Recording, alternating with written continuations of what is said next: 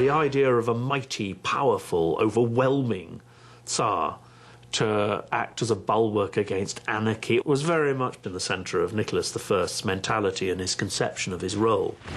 The Tsar's faith in Russian power now bordered on arrogance. As his reward for saving the rights of kings, Nicholas turned his eyes on Turkey and the Balkans. The Tsar dreamed of extending Russia's domain over the remnants of the dying Ottoman Empire. In 1853, the Tsar's forces attacked the Turkish Balkans and Black Sea ports. Russia's grab for control of the Ottoman Empire set off alarms in London and Paris. England and France rushed in to prop up the Turks. The Crimean War was on. For Russia, war with the Western powers would be a rude awakening. The Crimean War showed that Russia actually was not as powerful as people had thought, not as powerful as its own rulers had thought. The English and the French fight and move with the technology of the Industrial Revolution. That means the steamship, it means the rifled musket, it means the railway.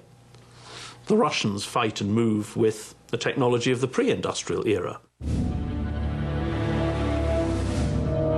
Ill-equipped, underfed, outgunned, and outmaneuvered, the Tsarist military machine Nicholas had come to believe was invincible was thrown back. Trapped in trenches, Russian troops waged a losing battle. This was the Russian army that had defeated Napoleon. They had an inflated sense of the strength of their own army. There had been decades of deterioration in the army, which really only became clear during the war itself. They were resting on their laurels militarily. Before the Crimean War, Russia was considered the greatest military power in the world. Now, Russian troops were dying on Russian soil. There's tremendous shock that they were not able to win that war. It's considered to be a terrible disgrace. A terrible disgrace.